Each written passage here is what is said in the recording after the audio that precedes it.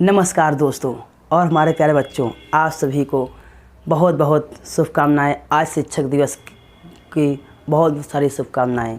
हमने आपको बताया था कि इस अपने YouTube चैनल पर हम आपको क्या पढ़ाएंगे। पिछले वीडियो में हमने आपको ये बताया कि हम अपने इस YouTube चैनल का क्या हमारा उद्देश्य रहेगा, हम कैसे इसको ले जाएंगे, हम यहाँ क्या पढ़ाएंगे। आपको जानकारी होनी चाहिए कि हमने पहले बताया था कि हम इस पर जो है एकेडमिक और कॉम्पिटिटिव एग्ज़ाम दोनों की तैयारी कराएंगे।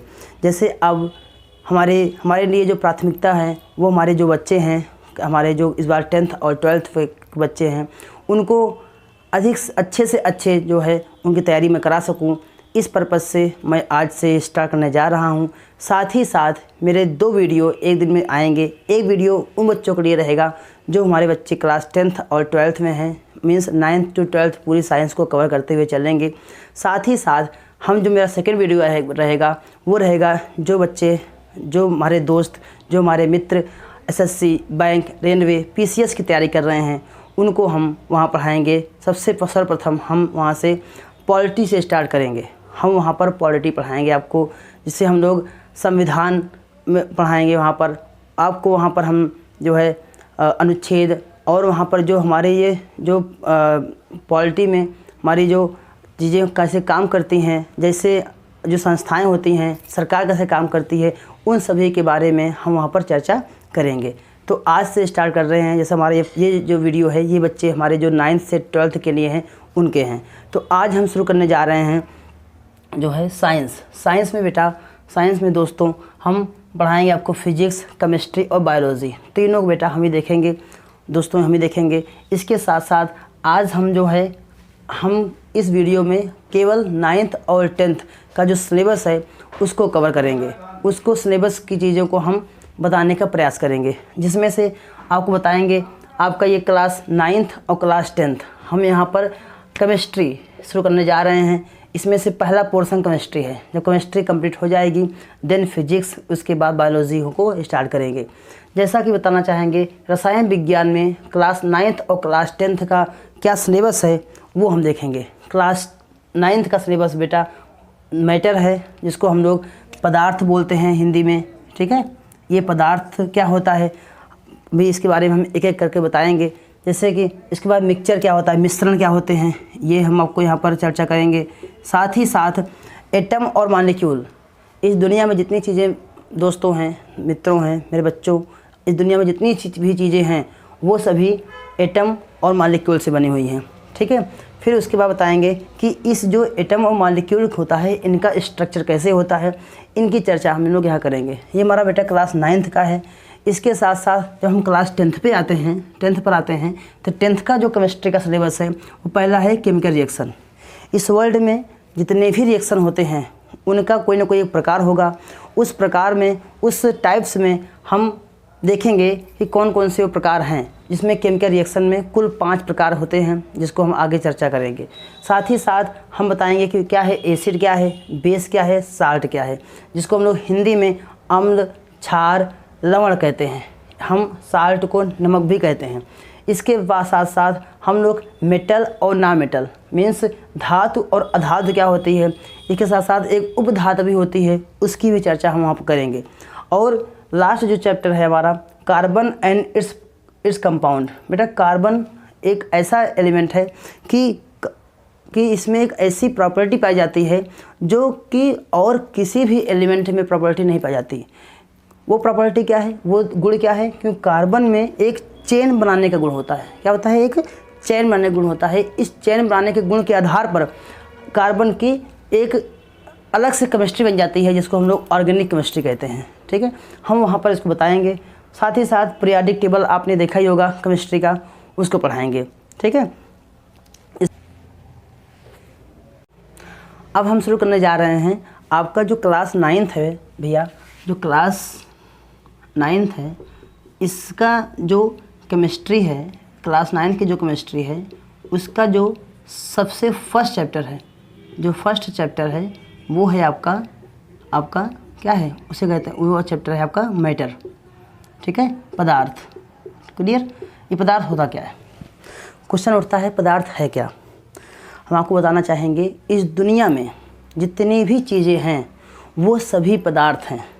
लेकिन अब सभी चीज़ें पदार्थ हैं, दुनिया में बहुत सारी चीज़ें होती हैं, लेकिन कैसे कैटेगराइज करेंगे, कैसे जानेंगे कोई पदार्थ क्या है। मतलब हम ये कहना चाह रहे हैं कि पदार्थ का अगर हम एक एग्जैक्ट इसकी परिभाषा जानना चाहें, इसकी डिफिनीसन जानना चाहें, तब क्या बताएंगे उसको।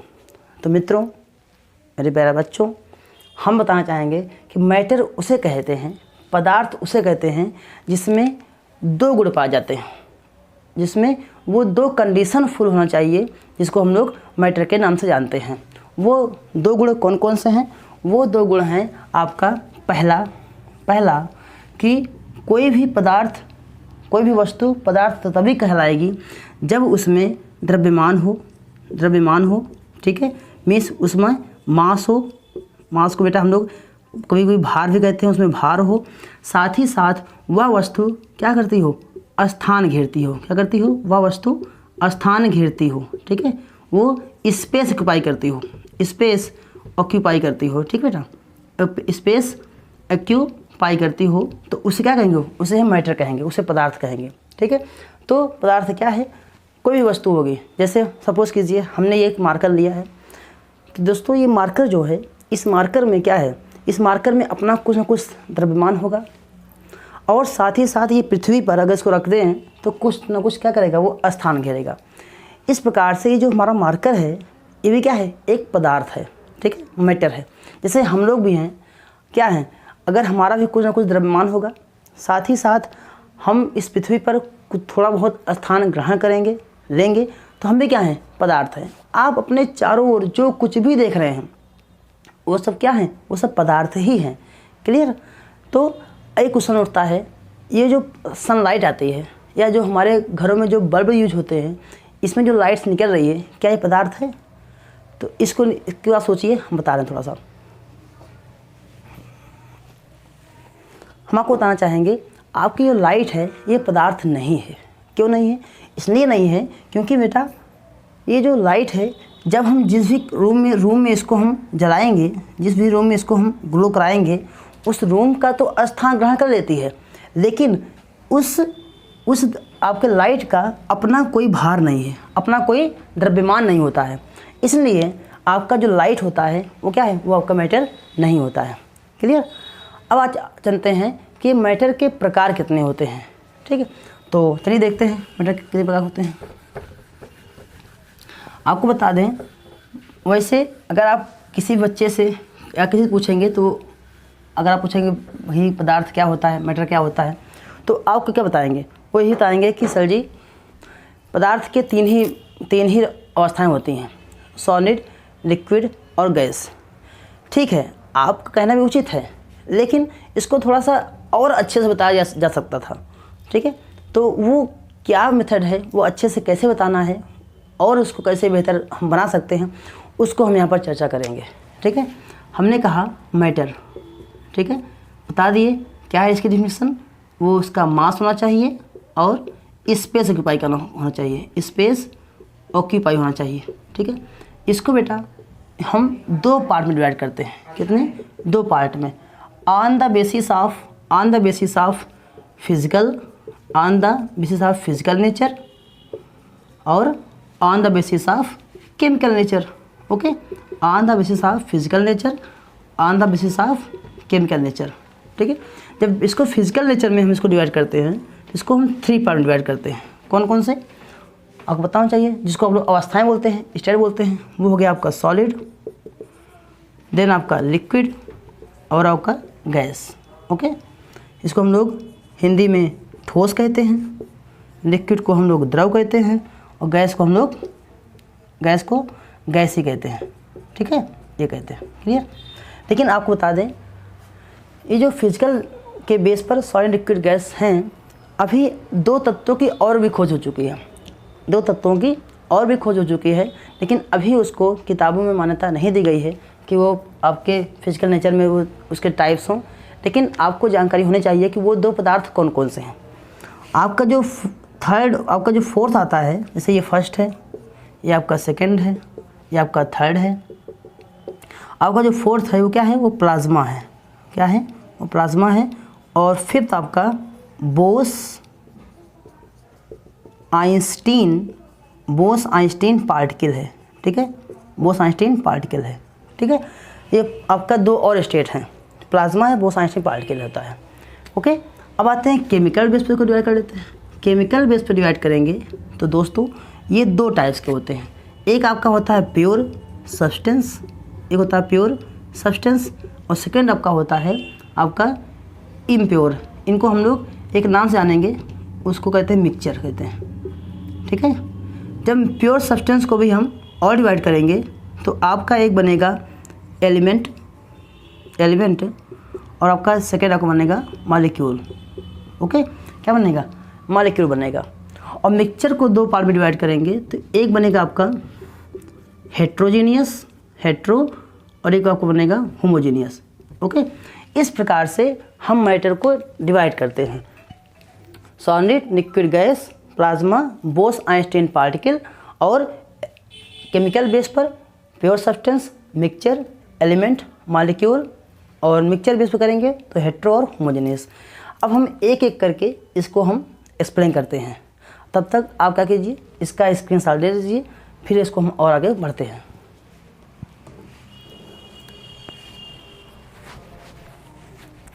जैसा कि बच्चों हम आपको बताना चाहें, अगर हम इसको डिवाइड करें, हम आते हैं सॉलिड, लिक्विड, गैस से, ठीक है। तो क्वेश्चन उठता है व्हाट इज़ सॉलिड। मैं बच्चों से पूछता हूँ, अक्सर अपने दोस्तों से पूछता हूँ कि सॉलिड क्या होता है, तो लोग बताते हैं, क्या बताते हैं कि सर जी, मेरे भाई, हम ठोस उसने कहेंगे जिनका निश्चित आकार होता है, निश्चित आयतन होता है और निश्चित उनका द्रव्यमान होता है, उन्हें हम ठोस कहेंगे। लेकिन हम जब बताएंगे आपको तो हम बताएंगे भाई ठीक है, आपने जो बता रहे हैं, आप जो बता रहे हैं वो सही है, लेकिन जो आप बता रहे हो ना, ये उसकी सॉलिड की प्रॉपर्टीज़ हैं, ठीक है, सॉलिड के गुण हैं। लेकिन सॉलिड की क्या है डेफिनेशन, ठोस की डेफिनेशन क्या है, तो उसको हमको बताना पड़ेगा, ठीक है। वो क्या है आपका सॉलिड मीन्स ठोस, क्या होता है ये। अब आते हैं इस पे, हम आते हैं ठोस। आपको बता दें, जब आप लोग फिजिक्स पढ़ेंगे, हम थोड़ा फिजिक्स का थोड़ा सा यहाँ पर फ्लेवर डालना चाहेंगे। फिजिक्स क्या होता है, फिजिक्स जब आप पढ़ेंगे तो वहाँ पर एक टॉपिक आया होगा ग्रेविटेशनल फोर्स। वहाँ आपको बताया गया होगा कि जब भी कोई दो वस्तु इस दुनिया में, इस यूनिवर्स में दो वस्तुओं के बीच में हमेशा एक अट्रैक्शन फोर्स काम करता है। क्या करता है? एक अट्रैक्शन फोर्स काम करता है, ठीक है। वो डिपेंड करता है कि उनके बीच में कितनी दूरी है, उन दो पदार्थों के बीच में कितनी दूरी है, ये डिपेंड करता है, ठीक है। तो ऐसे ही जब उन दो पदार्थों के बीच में जो फोर्स काम करता है, उसको हम एक नाम देते हैं इंटर मॉलिक्यूलर फोर्स, ठीक है। मीन्स मॉलिक्यूल के बीच में जो फोर्स काम करता है उसे कहते हैं इंटर मॉलिक्यूलर फोर्स कहते हैं, ठीक है। और जो उनके बीच में जो दूरी है, ठीक है, उसे हम कहते हैं इंटर मॉलिक्यूलर स्पेस, क्या कहते हैं? इंटर मॉलिक्यूलर स्पेस कहते हैं। जैसे वहाँ पढ़ाया गया होगा आपको फिजिक्स में कि दो आपके पार्टिकल सपोज कि ए है और बी है, ठीक है। इनके बीच में एक फोर्स काम करता है। क्या करता है? एक फोर्स वर्क करता है, और वो फोर्स डिपेंड करता है कि इनके बीच में कितना डिस्टेंस है, ठीक है। R means distance. तो इस हमने फोर्स जो यहाँ वर्क किया उसे हमने इंटर मॉलिक्यूलर फोर्स बोला। और जो ये बीच की दूरी है भैया, इसको हम लोग क्या कहते हैं? इसको कहते हैं इंटर मॉलिक्यूलर स्पेस कहते हैं। तो अब क्वेश्चन उठता है कि व्हाट इज सॉलिड, ठीक है, ठोस क्या होता है। तो ठोस हम उसे कहेंगे भाई, ठोस उसे कहेंगे। अब यहाँ से बनाएंगे इसकी डिफिनीसन, इसकी परिभाषा। तो ऐसा बोलेंगे कि मैटर की वह अवस्था, पदार्थ की वह अवस्था जिसमें inter molecular force very very more हो, में से बहुत ज़्यादा हो। क्या हो? बहुत ज़्यादा हो, ठीक है। क्या हो? इंटर मॉलिक्यूलर फोर्स क्या हो? बहुत ही ज़्यादा हो। और उनके बीच का जो स्पेस है, इंटरमॉलिक्यूलर स्पेस, वो क्या हो, वेरी वेरी लेस हो, वेरी वेरी लेस मीन्स बहुत ही कम हो। मीन्स जब दो अणुओं के बीच में जो फोर्स काम करता है, जो बल कार्य करता है, वो बहुत ज़्यादा हो, लेकिन उनके मध्य में जो दूरी है उन दो अणुओं के, वो बहुत कम होगा। तो ऐसे स्टेट को, ऐसी अवस्था को हम ठोस कहते हैं। अब हम आगे जानते हैं, तब हम बताएंगे कि हाँ यही रीज़न है, ये जो हमने बताया आपको कि इनके बीच में फोर्स बहुत ज़्यादा है, इनके बीच में स्पेस कम है, यही रीज़न है कि ठोस जितने भी होते हैं उनका आकार निश्चित होता है, उनका आयतन निश्चित होता है, उनका द्रव्यमान निश्चित होता है, साथ ही साथ उनका गलनांक और क्वथनांक भी निश्चित होता है, जिसको हम लोग मेल्टिंग पॉइंट एवं बॉइलिंग पॉइंट कहते हैं, वो फिक्स होता है।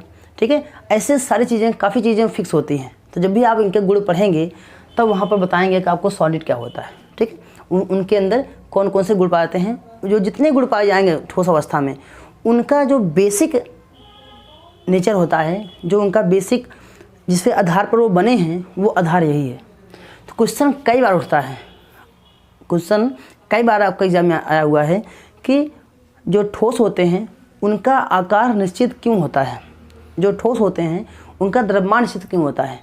तो उसका आंसर आप बताएंगे, उसका द्रव्यमान, उसका आकार इसलिए निश्चित होता है क्योंकि उनके अंदर जो कार्य करने वाले बल हैं, अंतरा, इनको हम हिंदी में कहते हैं अंतरा आणविक बल, इंटर मॉलिक्यूलर स्पेस, इनको कहते हैं अंतरा मॉलिक्यूलर स्पेस, इसको हम अंतरा आणविक स्थान कहते हैं। ठीक है, वो बहुत कम होता है। तो यही आप लिख देंगे, आंसर हो जाएगा।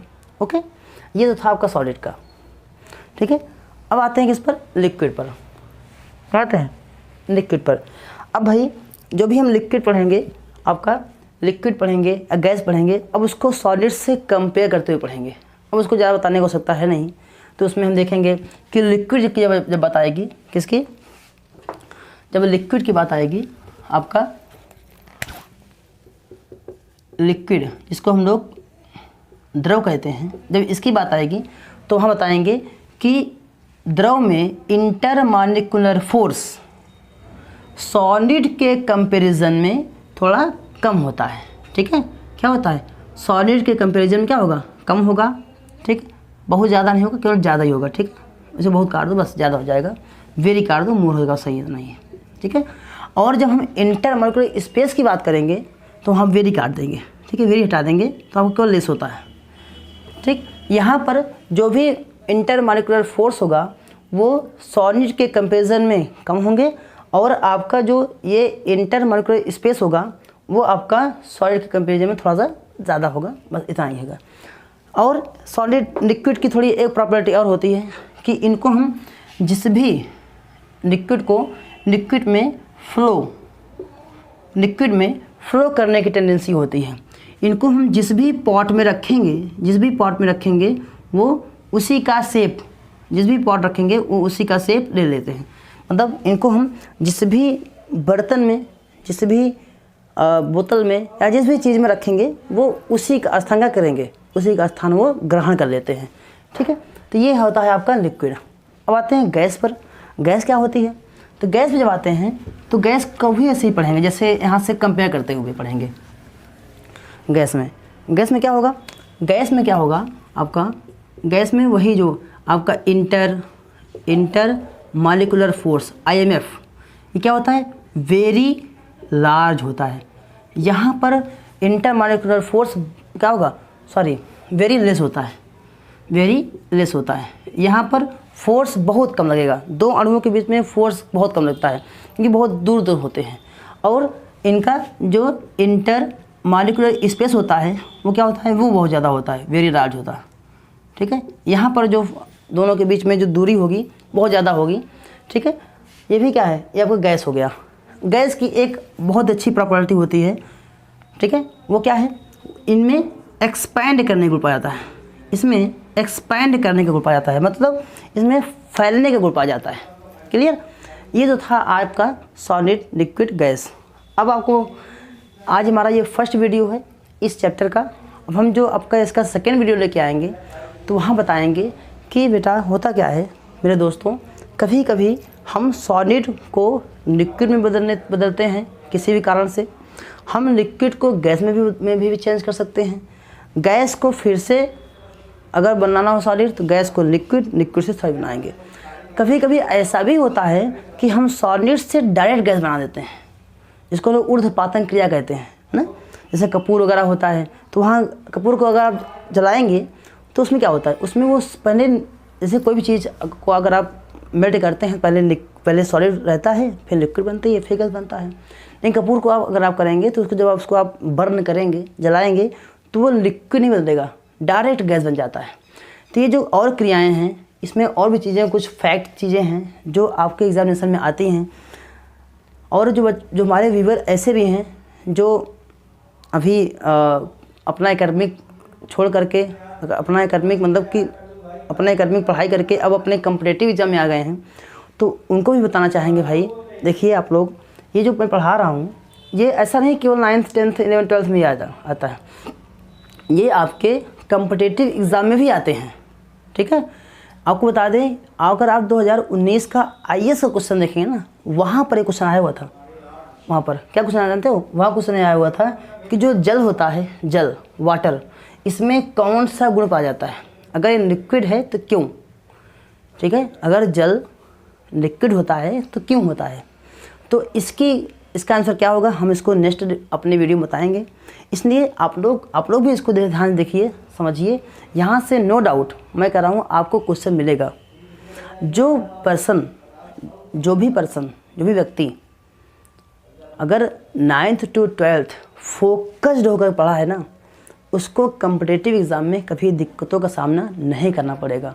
क्योंकि आपको पता है कि कॉम्पिटिटिव एग्ज़ामिनेशन में जो हम लोग पढ़ते हैं वो कहीं बाहर से किसी और ग्रास नहीं आया हुआ है, कोई और सिलेबस नहीं है। जो सिलेबस है वो कौन सिलेबस है?